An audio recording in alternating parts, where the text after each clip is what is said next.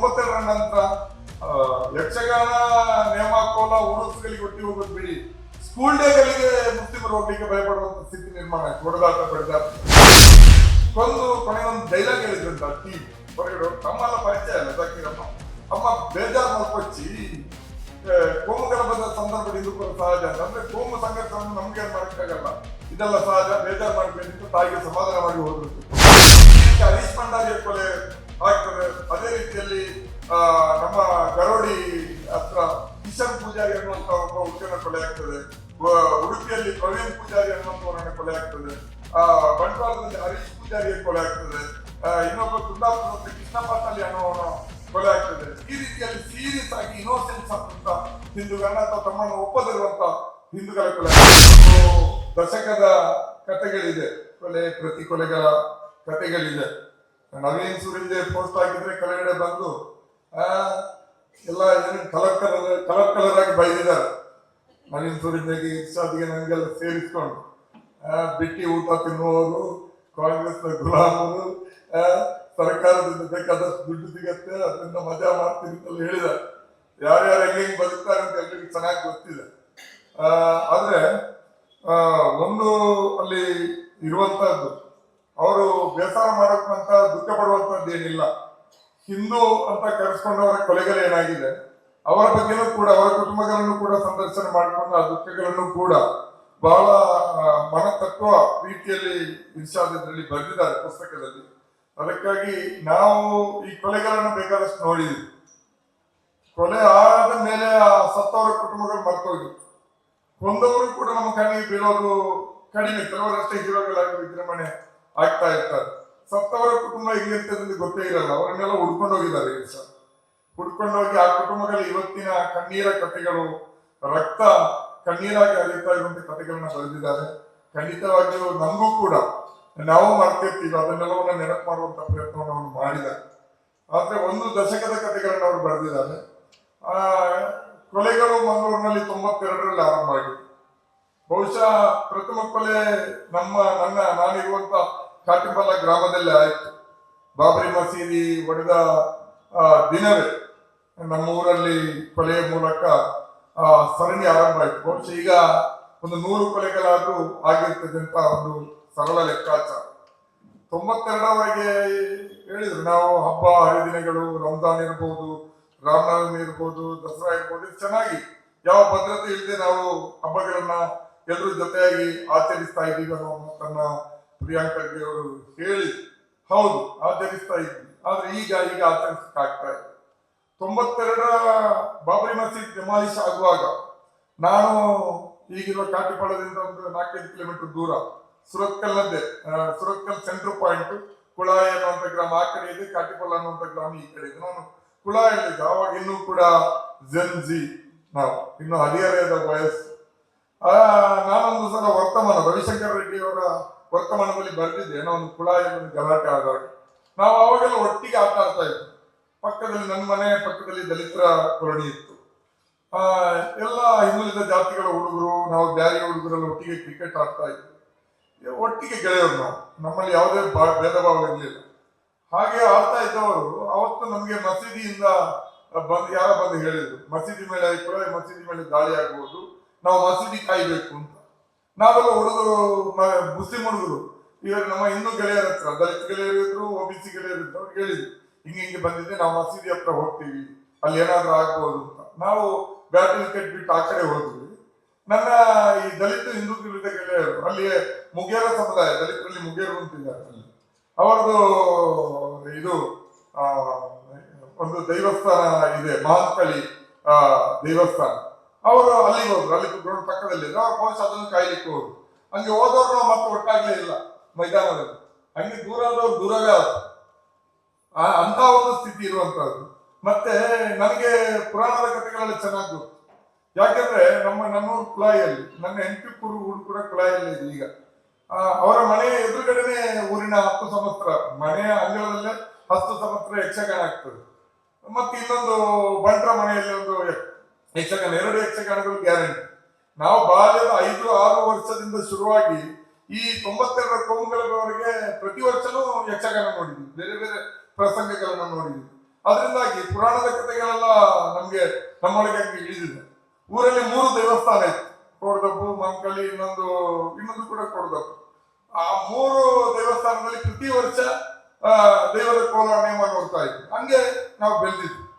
ಈಗ 92ರ ನಂತರ ಯಕ್ಷಗಾನ, ನೇಮ, ಕೋಲ, ಉರುಸುಗಳಿಗೆ ಒಟ್ಟಿ ಹೋಗೋದು ಬಿಡಿ, ಸ್ಕೂಲ್ ಡೇಗಳಿಗೆ ಮುಸ್ಲಿಮರು ಹೋಗ್ಲಿಕ್ಕೆ ಭಯಪಡುವಂತ ಸ್ಥಿತಿ ನಿರ್ಮಾಣ ಆಯ್ತು. ಹೊಡೆದಾಟ, ಬಡಿದಾಟಗಳು, ಈ ರೀತಿ ದೂರಾದ ಕಥೆಗಳು ಬಹುಶಃ ಅಷ್ಟು ವಿವರವಾಗಿ ಹೇಳಲಿಕ್ಕೆ ಸಮಯ ಇಲ್ಲ.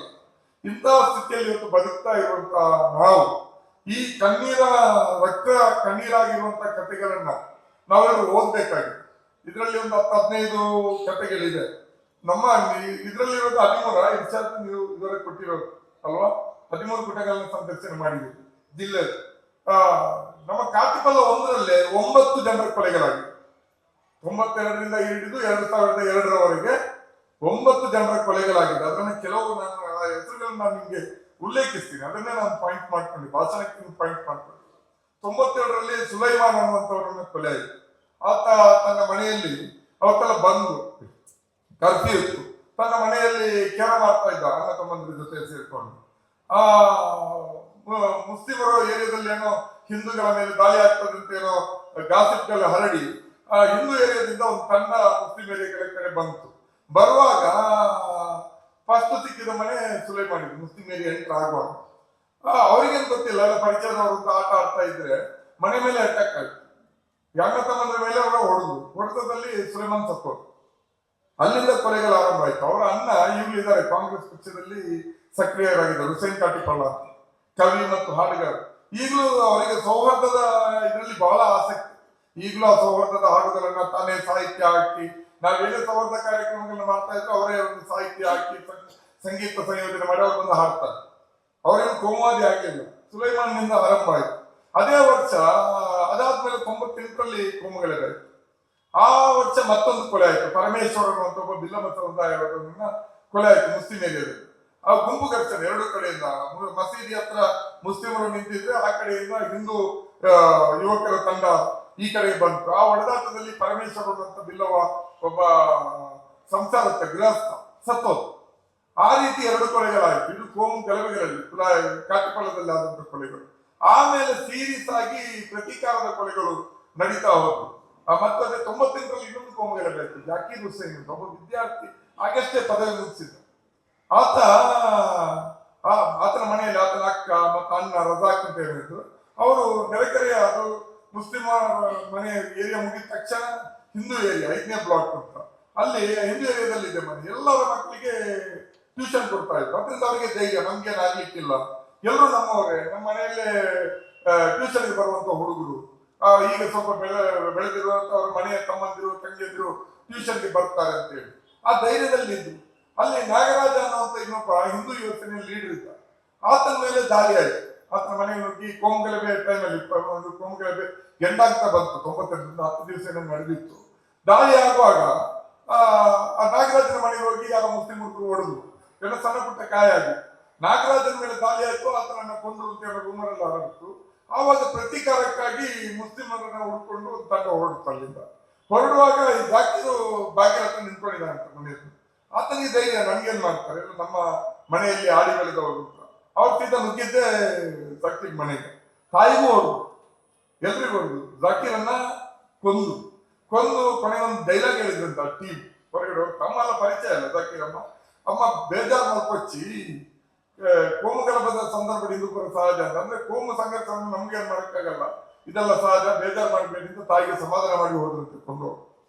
ಈ ರೀತಿಯಾದಂತಹ ಇದನ್ನ ನೋಡ್ಕೊಂಡು ನಾವು ಬೆಳೆದವರು. ಇಷ್ಟನ್ನ ಪುಸ್ತಕ ಬಹುಶಃ ನಾನು ಅವಾಗ ಈಶ್ವರ ಮಾತಾಡ್ತಾ ಹೇಳಿದೆ, ಪುಸ್ತಕ ಇದರಲ್ಲಿ ದಪ್ಪ ಇದೆ, ಹಿಂಗೆ ತೆಳು ಇದೆ ಅಂತ. ಎಲ್ಲ ಬರೆದು ಇದಕ್ಕಂತೂ ದಪ್ಪ ಆಗುವಷ್ಟು ಕಥೆಗಳಿದೆ ಅಂತ.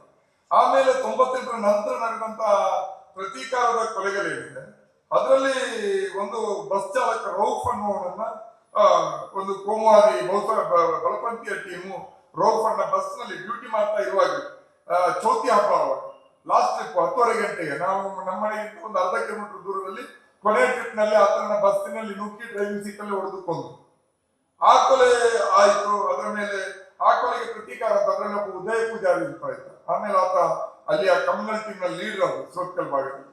ಆ ರೋಫಿನ ಕೊಲೆಗೆ ಪ್ರತೀಕಾರ ಅಂತ ಹೇಳಿ ಅದು 2001ರಲ್ಲಿ ರೋಫಿನ್ ಕೊಲೆ ಆದ್ರೆ 2006ರಲ್ಲಿ ಉದಯ ಪೂಜಾರಿಯ ಕೊಲೆ ಆಗ್ತದೆ. ಉದಯ ಪೂಜಾರಿಯ ಕೊಲೆಗೆ ಪ್ರತೀಕಾರ ಅಂತ ಹೇಳಿ ಒಬ್ಬ ತೀರಾ ಇನೋಸೆಂಟ್ ವಿದ್ಯಾರ್ಥಿ PUC ಡಿಗ್ರಿ ಫಸ್ಟ್ ಇಯರ್ ತಂದೀಮ್ ಅಂತ ಕಾಟಿಪಳ್ಳ, ನಮ್ಮ ನೆರೆಕೆರೆ ಮನೆಯ ಹುಡುಗ ಕಾಟಿಪಳ್ಳದ ತಂದೀಮ್ ನನ್ನ ಕ್ರಿಕೆಟ್ ಟೂರ್ನಮೆಂಟ್ ನೋಡ್ತಾ ಇರುವಾಗ ನಡು ರಸ್ತೆಯಲ್ಲಿ ಬೈಕ್ ನಿಂದ ಎಳೆದು ಹಾಕಿ ಕಡಿದು ಕೊಂಡ್ರು ತಂದೀಮ್ ಅಂತ. ಆತನ ತಂದೆ ನನ್ನ ಜೊತೆ ಸೆಕ್ರೆಟರಿಯಲ್ಲಿ ಜವಳಿ ವ್ಯಾಪಾರ ಮಾಡ್ತಾ ಇದ್ದ ಅಫ್ಸಾಲಿ ಟೆನಿಸ್. ಮಗ ತೀರ್ಕೊಂಡಿದ್ದು, ತಂದೆ ತೀರ್ಕೊಂಡಿದ್ದು, ತಾಯಿ ಜೊತೆ ಇದ್ದ ಮಗ ಆತನನ್ನು ವಿದ್ಯಾರ್ಥಿಯನ್ನೇ ಕೊಲೆ ಮಾಡಿದ್ರು. ಇದಾದ್ಮೇಲೆ ನಿಮ್ಗೆ ಗೊತ್ತಿದೆ ದೀಪಕ್ ರಾವ್ ಅಂತ ಇದರಲ್ಲಿ ಇದೆ ಕತೆ, ದೀಪಕ್ ರಾವ್ ಕೊಲೆ. ಆತ ಕೂಡ ಯಾವುದೇ ರೀತಿಯಾದಂತಹ ಗಲಾಟೆ ಇವುಗಳಲ್ಲಿ ಇರಲಿಲ್ಲ, ಒಬ್ಬ ಹಿಂದೂವನ್ನು ಕೊಲ್ಲಬೇಕು, ದೀಪಕ್ ರಾವ್ ಸಿಕ್ಕಿದ ಕೊಂದು ಆತನ ಕೊಲೆ.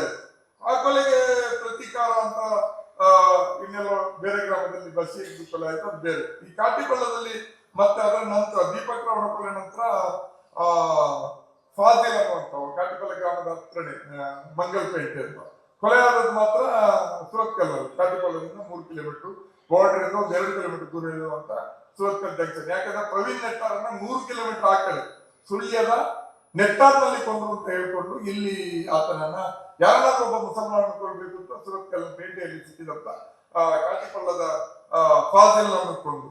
ಈ ರೀತಿ ಇದಾಗಿ 1 ವರ್ಷಕ್ಕೆ 2002-2003 ಒಬ್ಬ ಅಲ್ಲಿ ನೈತಂಗಡಿ ಅಂತ ಇದೆ, ಅಲ್ಲಿ ಅಂಗಡಿಯಲ್ಲಿ ವ್ಯಾಪಾರ ಮಾಡ್ತಾ ಇದ್ದಂತ ಮಧ್ಯವಯಸ್ಕ ಜಲೀಲ್ ಅಲ್ಲ ಅಂಗಡಿಗೆ ನುಗ್ಗಿ ಕೊಲೆ ಮಾಡಿ ಆತನಿಗೆ ಎಲ್ಲ ವಿಭಾಗದ ಇವರಿದ್ರು, ಗಿರಾಕಿಗಳಿದ್ರು ಆತನ ಅಂಗಡಿ. ಆದ್ರೆ ಆತನ ಮರಣ ನೋಡ್ಲಿಕ್ಕೆ ನಾವು ಹೋದ್ರೆ ಮುಸಲ್ಮಾನರನ್ನು ಹೊರತುಪಡಿಸಿ ಸಾಮಾನ್ಯ ಜನ ಬಿಡಿ ಪೊಲಿಟಿಷಿಯನ್ಸ್ ಬಂದಿರ್ಲಿಲ್ಲ. ಪೊಲಿಟಿಷಿಯನ್ಸ್ ನಾನು ಬರೆದಿದ್ದು ಫೇಸ್ಬುಕ್ ಅಲ್ಲಿ. ಆಮೇಲೆ ನಾವೇ ಒಂದು ತಂಡ ಕಟ್ಕೊಂಡು ಎಲ್ಲ ಪಕ್ಷಗಳಲ್ಲಿ ಇದ್ದಂತ ಎಲ್ಲಾ ಸೆಕ್ಯುಲರ್ ಜನರನ್ನ, ದಲಿತ ರೈತ ಚಳವಳಿಗಳ ಮುಖಂಡರನ್ನೆಲ್ಲ ಕರ್ಕೊಂಡು ಹೋಗಿ ಅವರ ಮನೆಗೆ ವಿಸಿಟ್ ಕೊಟ್ಟು ಒಂದು ನನ್ನ ಸಮಾಧಾನಕ್ಕಾದ್ರೂ ಅದನ್ನು ಮಾಡಬೇಕು ಅಂತ ಹೇಳಿ ಅದನ್ನು ಮಾಡಿದ್ವಿ. ಈ ರೀತಿ ನಮ್ಮ ಕಾಟಿಕೊಳ್ಳ ಒಂದೇ ಗ್ರಾಮದಲ್ಲಿ 9 ಜನ ಸತ್ತಿದ್ದಾರೆ. ಇನ್ನು ಇಡೀ ದಕ್ಷಿಣ ಕನ್ನಡ ಜಿಲ್ಲೆಯಲ್ಲಿ ಏನೇನಾಗಿರ್ಬೋದು ಅನ್ನುವಂಥದ್ದನ್ನು ನೀವು ಲೆಕ್ಕ ಹಾಕೊಳ್ಬಹುದು. ಇದು ಒಂದು ರೀತಿಯಲ್ಲಿ ಆದಂತಹ ಘರ್ಷಣೆಗಳು. 98ರಲ್ಲಿ ನಮ್ಮ ಊರಿನ ಪಕ್ಕದಲ್ಲಿ ಒಂದೇ ಮನೆಗೆ ನುಗ್ಗಿ 60-80 ವರ್ಷದ ವೃದ್ಧ ಸಹಿತ 3 ಜನ ಕೊಂದದ್ದು, ಅದೆಲ್ಲ ಕಥೆಗಳು ಬೇಕಾದಷ್ಟಿದೆ. ಇನ್ನು ಬಹಳ ಇಂಟ್ರೆಸ್ಟಿಂಗ್ ಅಂದ್ರೆ ಈ ಕಮ್ಯುನಲ್ ಇದೆಯಲ್ಲ, ಅದೀಗ ಕೇವಲ ಒಂದು ಹಿಂದುತ್ವದ ರಾಜಕಾರಣ ಆಗಿ ಮಾತ್ರ ಉಳಿದಿಲ್ಲ, ಅದೀಗ ಒಂದು ಮಾಫಿಯಾ ಗ್ಯಾಂಗ್ ಆಗಿ ಪರಿವರ್ತನೆ ಆಗಿದೆ. ಅದರಲ್ಲಿ ಈಗ ಏನಾಗಿದೆ, ಎಲ್ಲಾ ರೀತಿಯಾದಂತಹ ಹಣಕಾಸಿನ ವ್ಯವಹಾರಗಳು ನಡೆಯುತ್ತೆ. ಅದರಿಂದ ಅಲ್ಲಿ ಒಳಗಡೆ ಕ್ಲಾಸ್ಗಳು ಹುಟ್ಟಿದ್ದಾರೆ, ಗ್ಯಾಂಗ್ ವಾರ್ಗಳಾಗಿದೆ. ಆ ಗ್ಯಾಂಗ್ ವಾರ್ಗಳಲ್ಲಿ ಎಷ್ಟು ಜನ ಸತ್ತಿದ್ದಾರೆ ಅಂತ ಅದು ಇನ್ನು ದೊಡ್ಡ ಸಂಖ್ಯೆಯಲ್ಲಿದೆ. ಅದನ್ನ ಗಮನಿಸ್ಬೇಕು ನೀವು. ಅದರಲ್ಲಿ ನಮ್ಮ ಸುರತ್ಕಲ್ ಹತ್ರ ಕೋಡಿಕೆರೆ ಅಂತ ಇದೆ, ಬಹಳ ಹಿಂದುತ್ವದ ವೆರಿ ಸ್ಟ್ರಾಂಗ್ ಟೀಮ್ ಅಂತ ಕರೆಯುವಂತ ಒಂದು ತಂಡ ಇದೆ. ಅದು ತುಂಬಾ ಕೊಲೆಗಳಲ್ಲೆಲ್ಲ ಭಾಗಿಯಾಗಿದ್ದಾರೆ ಮುಸ್ಲಿಮರು. ಅಲ್ಲಿ ಕೋಡಿಕೆರೆ ಶಿವರಾಜ್ ಅನ್ನೋನನ್ನು ಕೊಲೆ ಮಾಡ್ತಾರೆ. ಯಾಕಂದ್ರೆ ಅವರದೇ ಟೀಮ್ ಈ ರೀತಿಯ ವ್ಯವಹಾರಗಳಿದ್ರಲ್ಲಿ ಶಿವರಾಜನ ಕೊಲೆ ಮಾಡ್ತಾರೆ. ಶಿವರಾಜನ ಕೊಲೆಗೆ ಪ್ರತೀಕಾರ ಅಂತ ಜೈಲಿಂದ ಜಾಮೀನಿಂದ ಬಂದಿದ್ದ ಆಮೇಲೆ ಪ್ರಕಾಶ್ ಅಂತ. ಆದ್ರಿಂದ ಸುರತ್ಕಲ್ NIT ಕಾಲೇಜಿನ ಮುಂಭಾಗ ಬಸ್ನಲ್ಲಿ ಹೋಗ್ತಾ ಇದ್ದಾಗ ಕೋರ್ಟಿಗೆ ಬಂದು ಹೋಗ್ತಾ ಬಸ್ನಿಂದ ಎಳೆದಾಕಿ ಎಲ್ಲರ ಮುಂದೆನೆ ಆತನ ತಲವಾರಲ್ಲಿ ಕೊಡದು ಪ್ರಕಾಶನ ಕೊಲೆ ಮಾಡ್ತಾರೆ. ಇದರ ಬೆನ್ನಿಗೆ ಅಲ್ಲಿ ಇನ್ನೊಂದು ಗ್ಯಾಂಗ್ ವಾರಲ್ಲಿ ಮಣಿಕಂಠ ಅನ್ನುವಂತ ಒಬ್ಬ ಇದೇ ಬಲಪಂಥೀಯ ಟೀಮ್ನ ಒಬ್ಬ ಹುಡುಗನ ಕೊಲೆ ಆಗ್ತದೆ. ಆ ಕೊಲೆಗೆ ಪ್ರತೀಕಾರವಾಗಿ ಹೇಮಂತ್ ಅನ್ನುವನ ಕೊಲೆ ಆಗ್ತದೆ. ಎಲ್ಲರೂ ಅದೇ ಗ್ಯಾಂಗ್ ಗಳಿಗೆ ಸೇರಿದವರು, ಪರಸ್ಪರ ಹೊಡೆದಾಡ್ಕೊಂಡು ಆ ರೀತಿ ಕೊಲೆ ಆಗ್ತದೆ. ಅದಾದ್ಮೇಲೆ ನವೀನ್ ಸೂರಂಜರ್ ಊರಲ್ಲಿ ಒಬ್ಬ ಲೀಡರ್ ಇದ್ರು ಬಿಜೆಪಿ, ಕೇಶವ ಶೆಟ್ಟಿಯನ್ನು ಕೂಡ ಇದೇ ರೀತಿಯಾದಂತ ಆಂತರಿಕವಾದಂತ ಏನೇನಿದೆ ವ್ಯವಹಾರಿಕ ಇದರಲ್ಲಿ ಅಲ್ಲಿ ಕೇಶವ ಶೆಟ್ಟಿಯನ್ನು ಕೂಡ ಕೊಲೆ ಮಾಡ್ತಾರೆ. ಇದಕ್ಕಿಂತ ಮುಂಚೆ ಮಂಗಳೂರಿನ ಸಿಟಿಯಲ್ಲಿ ಕಡ್ಲೆ ಮಂಜ ಅಂತ ಹೇಳಿ, ಈಗ ಮಂಜನ ಬ್ರಿಗೇಡ್ ಅಂತ ಮಾಡ್ಕೊಂಡಿದ್ದಾರೆ ಅವರು. ಕಡ್ಲೆ ಮಂಜ ಅಂದ್ರೆ ಅವರು ಯಾವುದೋ ಕಾಲಕ್ಕೆ ಮಂಗಳೂರಿಗೆ ತೆಲುಗು ನಾಡಿನಿಂದ ವಲಸೆ ಬಂದವರು, ಕಡ್ಲೆ ಬೀಜ ವ್ಯಾಪಾರ ಮಾಡುವರು. ಈ ಹಿಂದೂ ಜಾಗರಣೆ ಲೀಡರ್ ಆದ ಮುಸ್ಲಿಮರ ಜೊತೆ ಫೈಟ್ ಅಲ್ಲಿ ಎಲ್ಲ ಮುಂಚಿನ ಕಟ್ಕೊಂಡು ಒಳ ಜಗಳದಲ್ಲಿ ಆತನನ್ನು ಕೊಲೆ ಮಾಡಿದ್ರು. ಈಗ ಮಂಜನ ಬ್ರಿಗೇಡ್ ಅಂತ ಒಂದಿದೆ ಅಲ್ವಾ, ನಾವೆಲ್ಲ ರಾಯಣ್ಣ ಬ್ರಿಗೇಡ್ ತರ ಅಂತ ತಿಳ್ಕೊಂಡಿದ್ದೆ ನಾನು. ಮತ್ತೆ ತುಂಬಾ ಜನ ನಾನು ಹೇಳಿದೆ ವಿಷಯ ಏನು ಅಂತ. ಆ ಕಡ್ಲೆ ಮಂಜನವರ ಕೊಲೆಗೆ ಪ್ರತೀಕಾರವಾಗಿ ಇಬ್ಬರನ್ನ ಹಿಂದೂ ಸಂಘಟನೆಯಲ್ಲಿ ಗುರುತಿಸಿಕೊಂಡದ್ದು ಇಬ್ಬರದ್ದು ಕೊಲೆ ಆಗ್ತದೆ. 3 ಕೊಲೆಗಳು ಒಟ್ಟಿಗೆ ಅದರಲ್ಲಿ ಆಗ್ತದೆ. ಈ ರೀತಿಯಲ್ಲಿ ಸೀರಿಯಸ್ ಇದೆ ತುಂಬಾ. ಇದು ಆ ರೀತಿಯಾಗಿ ಇನ್ನೋಸೆಂಟ್ ಹಿಂದೂಗಳನ್ನ ಕೊಲೆ ಮಾಡಿದ್ರು. ನಾನು ಫಾಜಿಲ್ ಕೊಲೆ ಆದಾಗ ಕೇಳಿದ್ದೆ, ಫಾಜಿಲ್ ಕೊಲೆ ಆದಾಗ ಕೇಳಿದ್ದೆ. ಮತ್ತೆ ಇತ್ತೀಚೆಗೆ ಫಾಜಿಲ್ ಕೊಲೆ ಆರೋಪಿಯನ್ನ ಕೊಲೆ ಆಯ್ತಲ್ಲ ಸುಹಾಸ್ ಶೆಟ್ಟಿ ಕೊಲೆ ಆದಾಗ ಚರ್ಚೆ ಆದಾಗ ನಾವು ಬಹಳಷ್ಟು ಕೇಳಿದ್ವಿ. ಈ ನಮ್ಮ ಹಿಂದೂ ನಾಯಕ ಅಂತ ಹೇಳ್ತೀರಲ್ಲ, ಈ ಹಿಂದೂ ಮುಸ್ಲಿಮರ ಜೊತೆ ಜಗಳ ಇಲ್ಲದಂತ ಶಾಂತಿ ಕಾಲ ಅಂತ ಇರ್ತದಲ್ಲ, ಶಾಂತಿ ಕಾಲದಲ್ಲಿ ನಿಮ್ಮ ಹಿಂದೂ ನಾಯಕರು ಅಂತ ಕರೆಯುವಂತವ್ರು ಏನ್ ಮಾಡ್ತಾ ಇರ್ತಾರೆ? ಮತ್ತೆ ಯಾರಂತ ನಿಮ್ಮ ಹಿಂದೂ ನಾಯಕರು ಅನ್ನುವಂಥದ್ದು ಈಗಲೇ ಹೇಳಿ, ನಾಳೆ ಹೆಚ್ಚು ಕಮ್ಮಿ ಆದ್ಮೇಲೆ ಕ್ಲೈಮ್ ಮಾಡೋದಲ್ಲ ಅಂತ ಹೇಳಿದ್ರು. ಈ ರೀತಿಯಲ್ಲಿ ಅವರು ಈ ರೀತಿಯಾದಂತ ಹಿಂದುತ್ವದ ಹೆಸರಿನಲ್ಲಿ ಕ್ರಿಮಿನಲ್ ಗ್ಯಾಂಗ್ಗಳನ್ನ ಕಟ್ಕೊಂಡು ಇನ್ನೊಸೆಂಟ್ ಇಂಡಿವಿಜುವಲ್ ಕೊಲೆ ಮಾಡಿದ್ದಾರೆ. ಅದರಲ್ಲಿ ಕುಲಾಯಲ್ಲಿ ಒಬ್ಬ ಹರೀಶ್ ಭಂಡಾರಿ ಅಂತ ಸವಿತಾ ಸಮಾಜದ ಹುಡುಗ, ಆತ ಗಲ್ಫಿಗೆ ಹೋದ ಮೊದಲು ಹೇರ್ ಕಟ್ಟಿಂಗ್ ಸೆಲೂನ್ ಇಟ್ಕೊಂಡಿದ್ದ ಆತನ ತಂದೆ ಜೊತೆಯಲ್ಲಿ. ಆಮೇಲೆ ಸೌದಿ ಅರೇಬಿಯಾಕ್ಕೂ ದುಬೈಗೆ ಹೋದ, ರಜೆಯಲ್ಲಿ ಬಂದಿದ್ದ. 2-3 ತಿಂಗಳು ರಜೆ ಬಿಟ್ಕೊಂಡು ಮತ್ತೆ ಮರುದಿವಸ ಊರಿಗೆ ಮತ್ತೆ ಗಲ್ಫಿಗೆ ಹೋಗ್ಬೇಕು. ಆತನ ಮನೆ ಮುಂದೆ ಒಂದು ಸುಪ್ರಭಾತ್ ರೆಸ್ಟೋರೆಂಟ್ ಅಂತಿದೆ ಕುಲಾಯಲ್ಲಿ, ಬಾರ್ ಅಂಡ್ ರೆಸ್ಟೋರೆಂಟ್. ಅಲ್ಲಿ ಗೆಳೆಯರ ಜೊತೆ ಊಟ ಮಾಡ್ತಾ ಇದ್ದ. ಅಲ್ಲಿಗೆ ಈ ಗ್ಯಾಂಗ್ ಬಂದಿದೆ, ಗ್ಯಾಂಗ್ ಕೊಡಿಕೆರೆ ಗ್ಯಾಂಗ್ ಬಂದಿದೆ. ಬಂದಿದ್ದಕ್ಕೆ ಅವನು ಎದ್ದು ನಿಂತು ರೆಸ್ಪೆಕ್ಟ್ ಕೊಡ್ಲಿಲ್ಲ ಅಂತ ಹೇಳಿ ಆತನ ಮನೆ ಹೋಟೆಲ್ ಮುಂಭಾಗಿದೆ, ಅಲ್ಲೇ ಮರುದಿವಸ ಟಿಕೆಟ್ ಹಾಕಿ ದುಬೈಗೆ ಹೋಗ್ಬೇಕು. ಆತನ ಕೊಲೆ ಕರೆದುಕೊಂಡು ಈ ರೀತಿ ಹರೀಶ್ ಭಂಡಾರಿಯ ಕೊಲೆ ಆಗ್ತದೆ. ಅದೇ ರೀತಿಯಲ್ಲಿ ನಮ್ಮ ಗರೋಡಿ ಹತ್ರ ಕಿಶನ್ ಪೂಜಾರಿ ಅನ್ನುವಂತ ಒಬ್ಬ ಹುಡುಗನ ಕೊಲೆ ಆಗ್ತದೆ. ಉಡುಪಿಯಲ್ಲಿ ಪ್ರವೀಣ್ ಪೂಜಾರಿ ಅನ್ನುವಂಥವರನ್ನ ಕೊಲೆ ಆಗ್ತದೆ. ಬಂಟ್ವಾಳದಲ್ಲಿ ಹರೀಶ್ ಪೂಜಾರಿಯ ಕೊಲೆ ಆಗ್ತದೆ. ಇನ್ನೊಬ್ಬ ಕುಂದಾಪುರದ ಕೃಷ್ಣ ಪಾಟಲಿ ಅನ್ನೋವನ ಕೊಲೆ ಆಗ್ತದೆ. ಈ ರೀತಿಯಲ್ಲಿ ಸೀರಿಯಸ್ ಆಗಿ ಇನ್ನೋಸೆನ್ಸ್ ಆದಂತ ಹಿಂದೂಗಳನ್ನ ಅಥವಾ ತಮ್ಮನ್ನು ಒಪ್ಪದಿರುವಂತ ಹಿಂದೂಗಳ ಕೊಲೆ ಆಗ್ತದೆ. ಇದರಲ್ಲಿ ನಮ್ಮ ಡಿವೈಎಫ್ಐ ನ ಒಬ್ಬ ಕಾಮ್ರೇಡ್ ಆಗಿದ್ದಂತ ನಮ್ಮ ಶ್ರೀನಿವಾಸ್ ಪ್ರಜಾಲ್ ಕೂಡ ಒಬ್ಬ ಆ ರೀತಿ ಕೋಮುವಾದವನ್ನು ಎದುರಿಸಿದ್ದಕ್ಕಾಗಿ ಕೊಲೆ ಆಗಿರುವಂತದ್ದು. ಮೈನಾರಿಟಿಗಳ ಮೇಲೆ ದಾಳಿ ಆದಾಗ ಎದುರು ನಿಂತದ್ದಕ್ಕಾಗಿ ಕೊಲೆಯಾದದ್ದು ಶ್ರೀನಿವಾಸ್ ಪ್ರಜಾಲ್. ಈ ರೀತಿ ಹಿಂದೂ ಅಂತ ಇವರನ್ನು ನಾವು ಹಿಂದೂಗಳಂತ ಕ್ಲೈಮ್ ಮಾಡೋದು ಅಂತ ಅಮಾಯಕ ಹಿಂದೂಗಳನ್ನ ಕೊಂದದ್ದು ಈ ರೀತಿ ಇದೆ. ಅವರ ಒಳಗಡಿನ ಆಂತರಿಕ ಸಂಘರ್ಷಕ್ಕೆ ಬಲಿಯಾದಂತದ್ದು ಕೂಡ ಬಹಳಷ್ಟು ಇದೆ.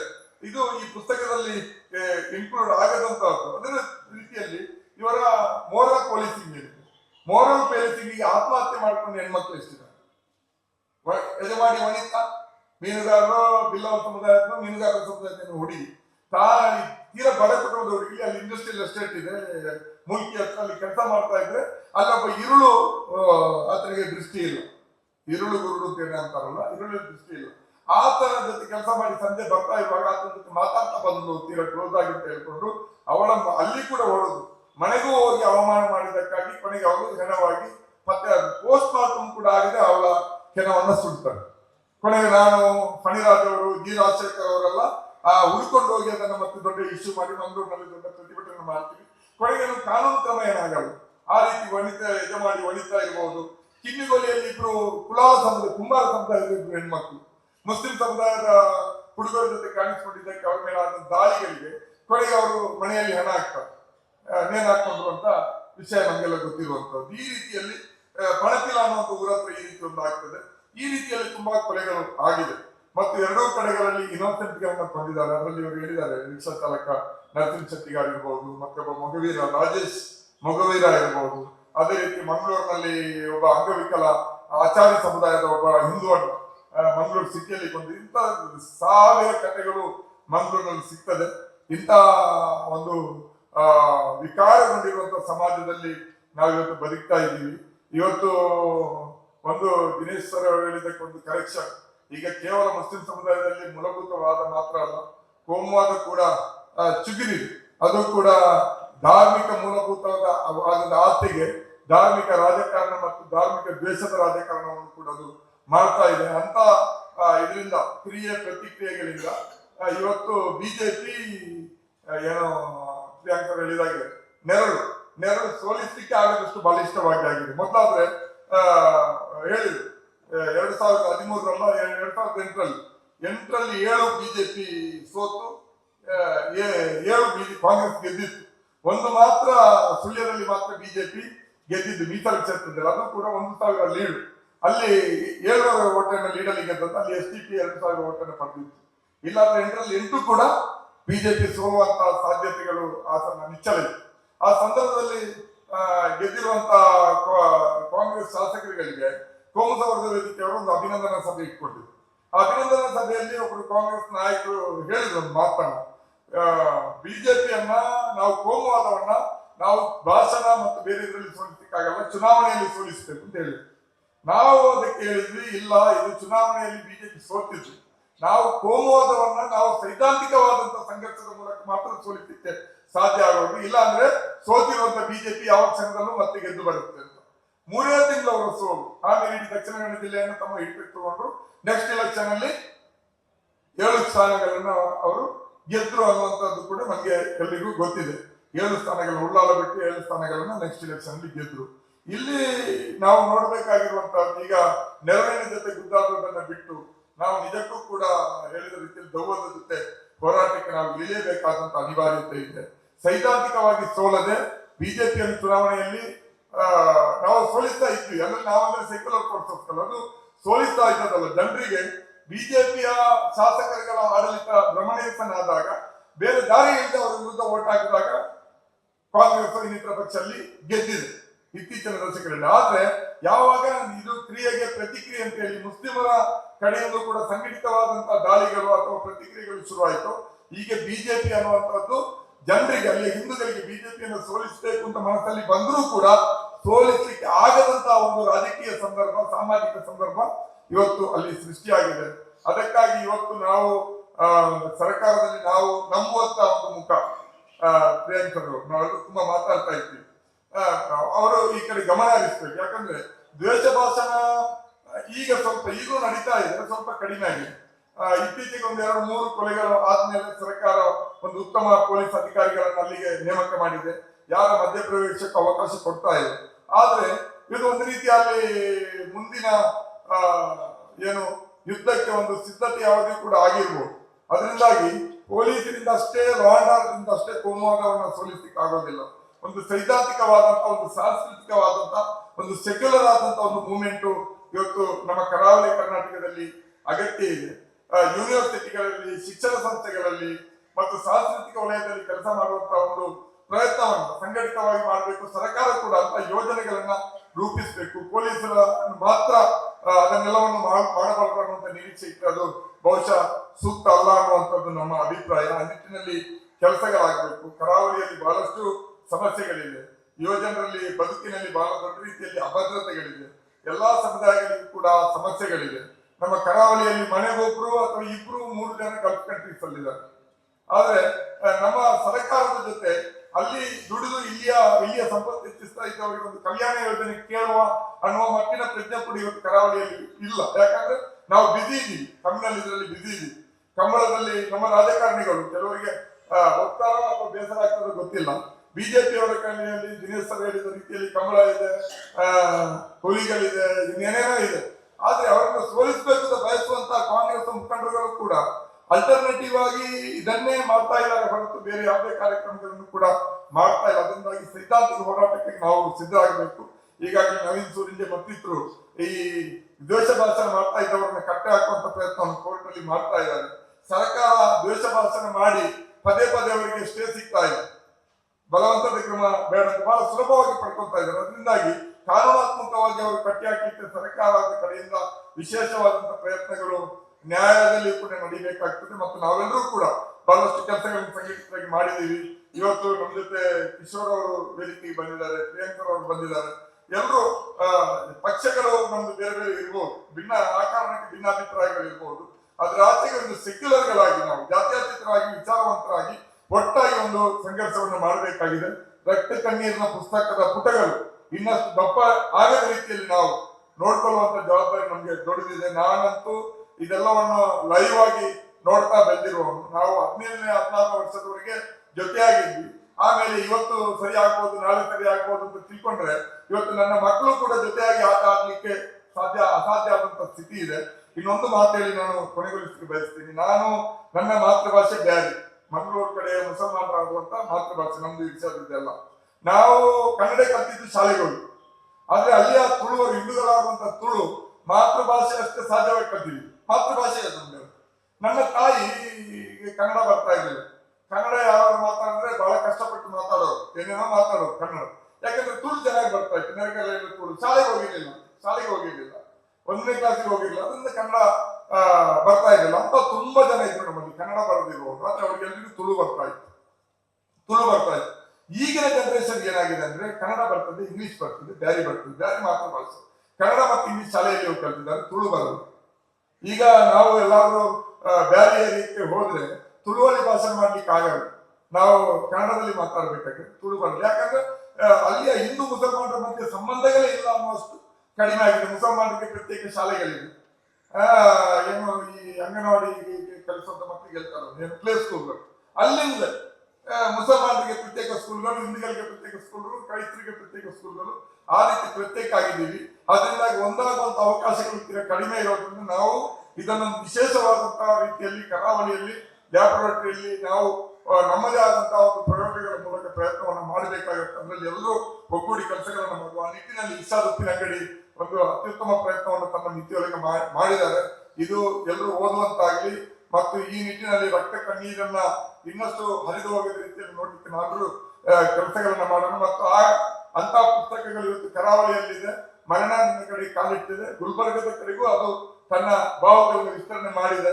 ಅಲ್ಲಿ ನಾವು ಈ ಸರ್ತಿ ಯಾವ ರೀತಿ ಅಲ್ಲಿ ಫೈಟಿಂಗ್ ಅನ್ನು ನಡೆದು ಅನ್ನುವಂಥದ್ದು ನೋಡಿದ್ವಿ. ಒಂದು ಖುಷಿ ಅಂದ್ರೆ ಪ್ರಿಯಾಂಕರ್ಗೆ ಅಂತ ಅವರು ನಮ್ಮಲ್ಲಿ ಯಾರು ಸಿಗೋದಿಲ್ಲ. ಪ್ರಿಯಾಂಕರ್ಗೆ ಅವರು ಅಲ್ಲಿ ಇಷ್ಟೆಲ್ಲ ಆಗ್ತಾ ಇದ್ರೆ ರಮಾಣತ್ರ ಒಬ್ರು ಬಿಟ್ಟರೆ ಇನ್ನು ಯಾರು ತುಟಿಯ ಬೀಸಿಲ್ಲ ನಮ್ಮ ಕಡೆ. ಪ್ರಿಯಾಂಕರ್ಗೆ ಅವ್ರ ಸಪೋರ್ಟ್ ಯಾರು ಬರಲಿಲ್ಲ ಕೋಸ್ಟಲ್ ಕರ್ನಾಟಕದಲ್ಲಿ. ರಮಾಣತ್ರ ಒಬ್ರು ಮಾತ್ರ ಒಂದು ಪ್ರೆಸ್ ಮೀಟ್ ಮಾಡಿದ್ರು. ಇಂಥ ಸ್ಥಿತಿ ಇರುವಾಗ ನಾವು ಎಚ್ಚೆತ್ತುಕೊಳ್ಬೇಕು. ಸೈದ್ಧಾಂತಿಕ ಹೋರಾಟ ಇಲ್ಲದೆ ನಾವು ಉಳಿಲಿಕ್ಕೆ ಸಾಧ್ಯ ಇಲ್ಲ. ನಾವು ಯಾವುದೇ ಸೆಕ್ಯುಲರ್ ಶಕ್ತಿಗಳು ಕೂಡ ಉಳಿಲಿಕ್ಕೆ ಸಾಧ್ಯ ಇಲ್ಲ ಅನ್ನೋ ಮಾತನ್ನು ಹೇಳ್ತಾ ಸ್ವಲ್ಪ ಹೆಚ್ಚು ಸಮಯ ತಗೊಂಡಿದ್ದೀನಿ ಅಂತ ಅನಿಸ್ತದೆ. ಅದಕ್ಕೆ ಕ್ಷಮೆ ಕೊಟ್ಟು ನನ್ನ ಮಾತುಗಳನ್ನು ಮುಗಿಸಿ ನಮಸ್ಕಾರ.